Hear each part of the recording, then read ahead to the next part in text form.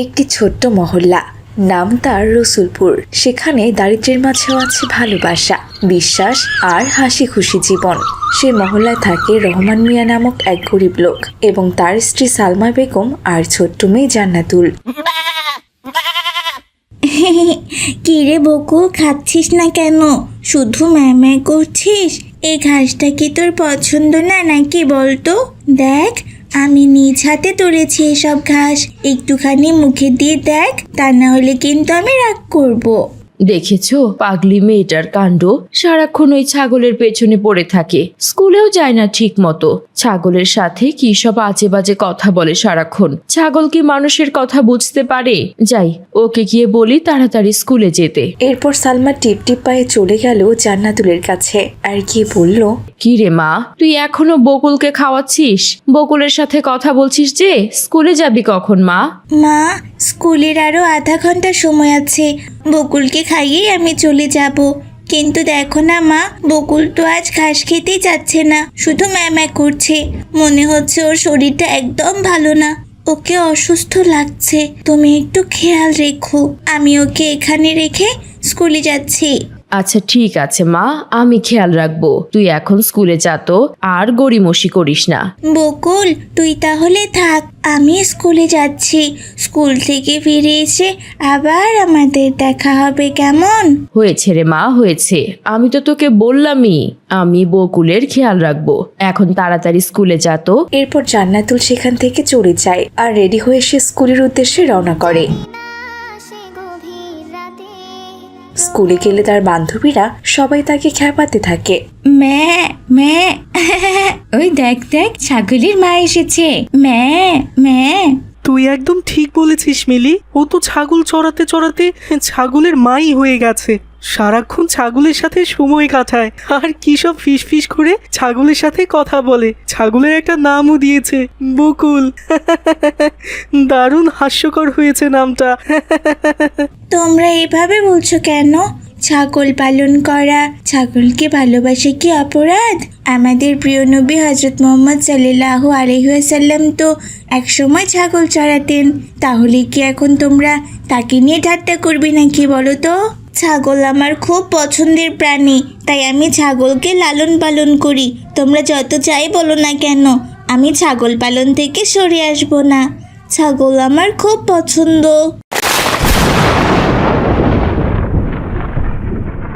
কাজের চাপে তো ভুলেই গেছি, তুই যে সকালে বেঁধে দিয়ে এসেছিস যেখানে, বকুল ওখানেই আছে। টিপ টিপ বৃষ্টি শুরু হয়েছে, তাড়াতাড়ি বকুলকে নিয়ে আয় মা। কি বলছো মা? তুমি সারাদিনে বকুলের একবারও খোঁজ নাওনি? তোকে তো বললামই মা, কাজের চাপে সময় হয়নি।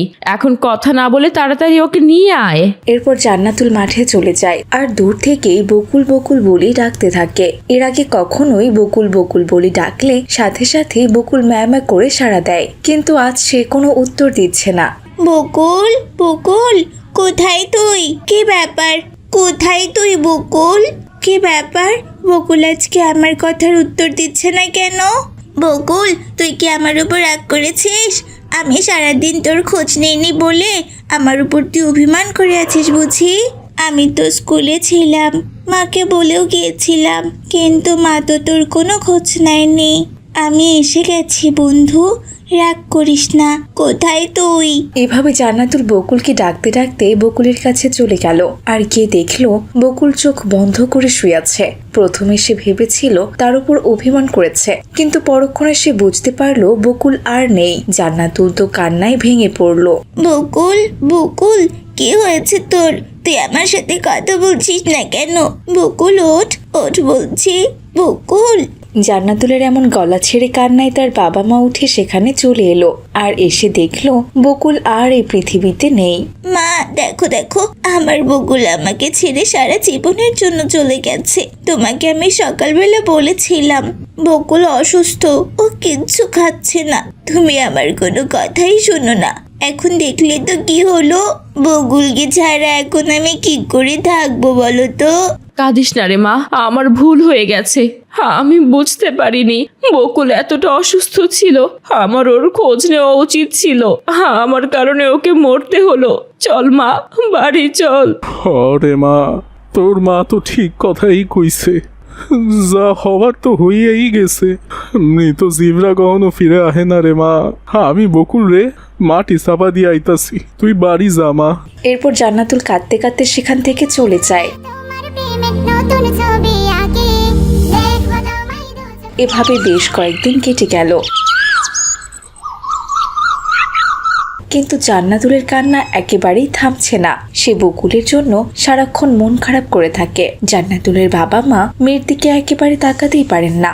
একদিন হঠাৎ জান্নাতুলের বাবার সাথে হুজুরের দেখা হলো। আসসালামু আলাইকুম রহমান ভাই, আপনাকে এত চিন্তিত দেখাচ্ছে কেন? হুজুর আর কইবেন না, আমার মাইয়া জান্নাতুলের কান্না আমি যে কোনোভাবেই থামাইতে পারতাছি না। ওর প্রিয় ছাগলটা মারা গেছে হুজুর, আর নতুন কইরা যে একটা ছাগল কিনমু সেইটার টাকাও যে আমার কাছে নাই হুজুর।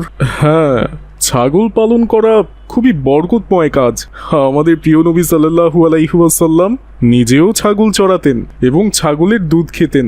আচ্ছা ঠিক আছে রহমান ভাই, মসজিদের দান বাক্সে কিছু টাকা আছে, আপনি সেই টাকা দিয়ে একটা ছাগল কিনে নেন। বাচ্চা হলে বিক্রি করে টাকাটা আপনি ফেরত দিয়েন। ইনশাল্লাহ ছাগলের মধ্যে আল্লাহ বরকত দেবেন। হুজুর আপনি আমার খুব বড় উপকার করলেন। মাইয়াডারে আমি কিছুতেই বুঝাইতে পারতাছিলাম না। এখন যদি ওর একটু কান্না থামে, আল্লাহ আল্লাহ আপনারে উত্তম প্রতিদান দিক। আরে রহমান ভাই, আল্লাহ আমাদের সবসময় পরীক্ষায় রাখেন আর যার যার সামর্থ্য অনুযায়ী সাহায্য করতে বলেন। আপনি শুধু সত্য মন নিয়ে চেষ্টা করবেন, সেটাকেই আল্লাহ খুশি মনে দেখবেন। এরপর জান্নাতুলের বাবা হুজুরের কাছ থেকে টাকা নিয়ে জান্নাতুলকে সাথে করে বাজারে যায় ছাগল কিনতে। আব্বু, ওই সাদা ছাগলটা দেখো কত সুন্দর। ওর নাম কি? ওর নাম হইতাছে গিয়া বকুল, খুবই শান্ত আর বুদ্ধিমান ছাগল। কি বললেন? ওর নাম বকুল?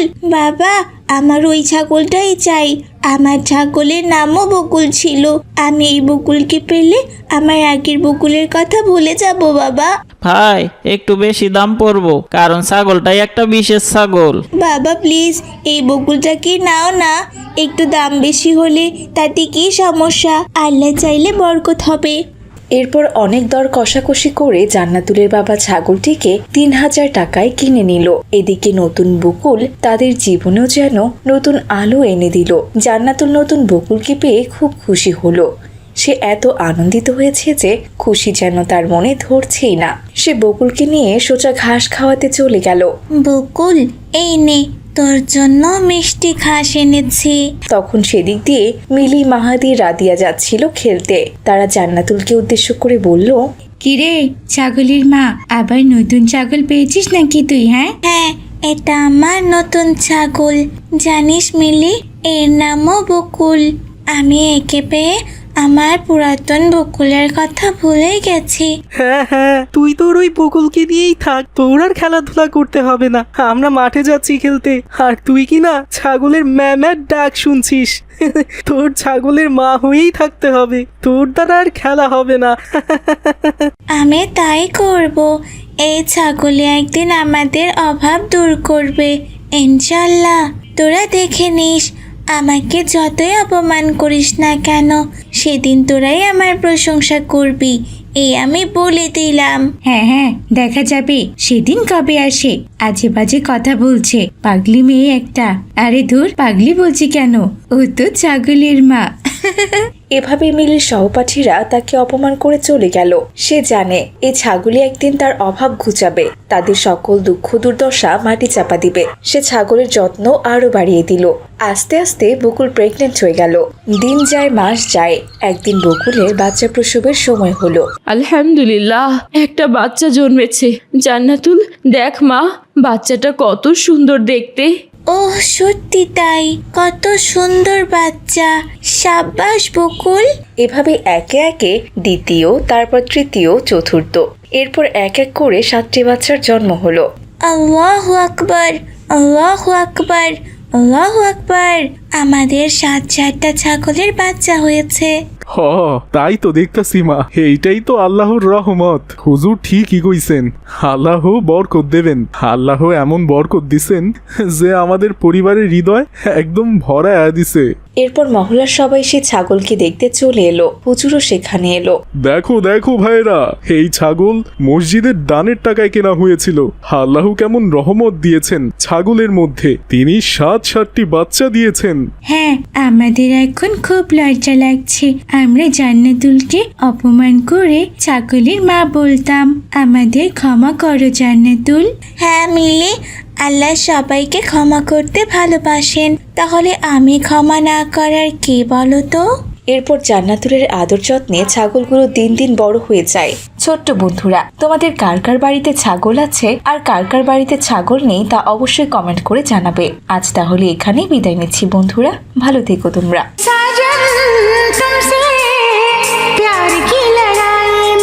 টেবিলের উপর বই খোলা পড়ে আছে, কিন্তু পাশেই বক্সে গান বাজছে। মিলি আয়নার সামনে দাঁড়িয়ে চুল আঁচড়াচ্ছে আর গানের তালে তালে মাথা দুলছে। রাদিয়া পাশে নাচছে আর হাততালি দিচ্ছে।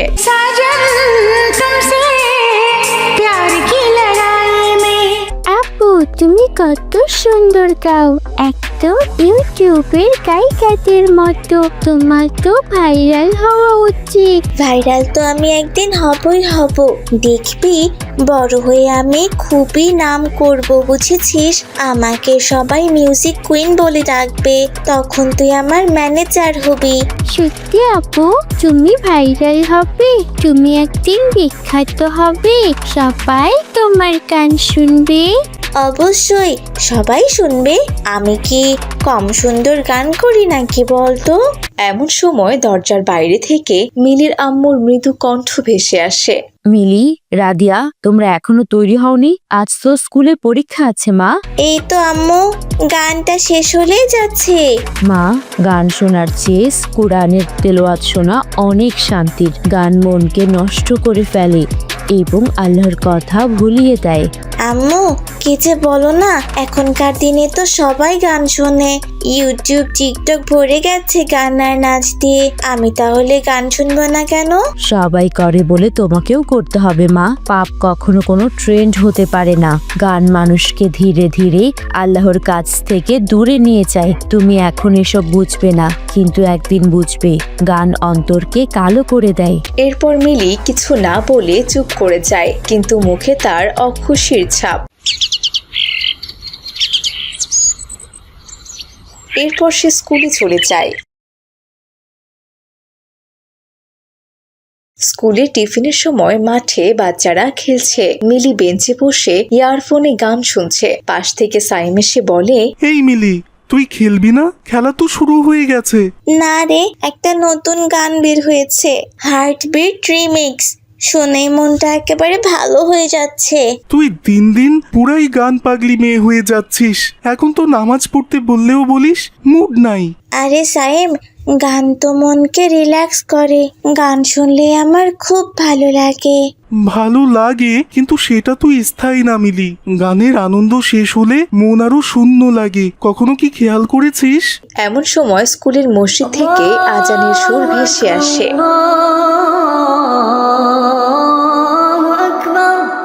চল মিলি, নামাজ পড়ে আসি। আমাদের স্কুলের মেয়েদের আলাদা নামাজের ব্যবস্থা আছে।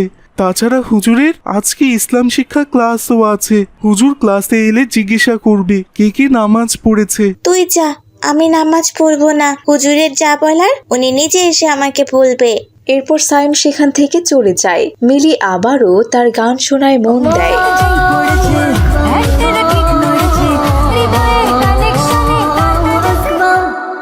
কিন্তু সে গানে মনোযোগ দিতে পারছিল না। আজানের সব শব্দ এতটাই প্রখর ছিল যে তার গান শোনায় ব্যাঘাত ঘটে। আর মিলি বলে ওঠে, উফ বাবা, আমি গান শুনতে চাই, কিন্তু আজানের আওয়াজে মন অন্যরকম লাগছে কেন? এমনি করে টিফিনের সময় পার হয়ে যায়। মিলি ক্লাসে চলে যায়। কিছুক্ষণ পরে ক্লাসে হুজুর আসে। বাচ্চারা, তোমরা কি জানো গান মানুষের হৃদয় থেকে আল্লাহর ভালোবাসা মুছে দেয়? রাসূল সাল্লাল্লাহু আলাইহি ওয়াসাল্লাম বলেছেন, যে ব্যক্তি পৃথিবীতে গান শুনে আনন্দ পায়, কিয়ামতের দিন তার কানে গলিত সীসা ঢালা হবে। হুজুর, গান শোনার এত ভয়ঙ্কর শাস্তি কেন? কারণ গান শয়তানের অস্ত্র। গান তোমাদের মনকে ভুল পথে টেনে নিয়ে যায়। যে হৃদয়তে গানের সুর বাজে সেখানে কোরআনের আলো ঢুকতে পারে না। হুজুর, আমি প্রতিদিন গান শুনি, তাহলে কি আমি পাপ করি? হ্যাঁ বেটি, আল্লাহর দরজা সবসময় খোলা থাকে। তওবা করলে সব ক্ষমা হয়ে যায়। আজ থেকেই চেষ্টা করো কোরআনের সুরে মন ভরানোর, দেখবে আল্লাহ তোমাকে শান্তি দেবেন। হুজুর, আমি কখনো গান শুনি না, আর কখনো গান শুনবো না। আমিও হুজুর, আমি আমার আপুকেও বলবো যেন গান না শুনে। এরপর মিলির চোখ দিয়ে পানি চলে আসে। সে বুঝতে পারে সে এতদিন কত অন্যায় করেছে। তার মনে অনুশোচনা চলে আসে। এরপর বাড়ি ফিরে গিয়ে মিলি তার মোবাইলে থাকা সব গানগুলো মুছে ফেলে। ইউটিউবে সূরা রহমান চালু করে সে। ঘরে নরম আলো।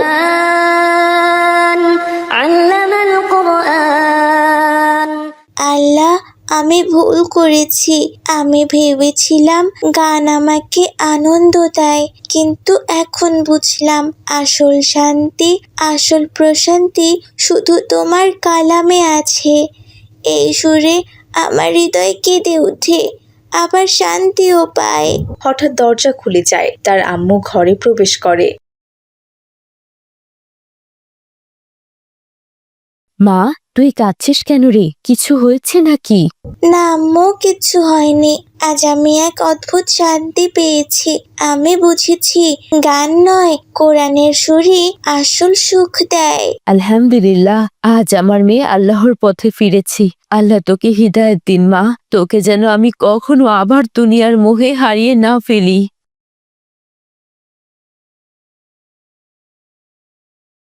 আপুরে, আমি তো জানতাম না তুই কাঁদছিস, ভাবছিলাম গান বাজাচ্ছিস। আপু, আমি আর গান শুনবো না। তুই আমাকে প্রতিদিন একটু কোরআন শোনাবি, ঠিক আছে? ঠিক আছে রাতিয়া, প্রতিদিন একসঙ্গে শুনবো। আজ থেকে আমাদের ঘরে শুধু কোরআনের সুর বাজবে, অন্য কিছু নয়। আমার দুই মেয়ে আজ কোরআনের ছায়ায় ফিরে এসেছে।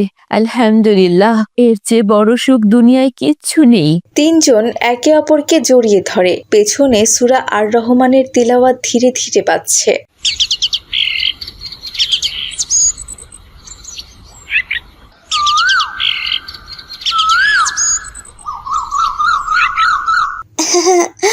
আপুরা, ভাইয়ারা, এই ছোট্ট বইটা নিন। নাম দেখেছেন তো? গান নয়, কোরআন শুনি।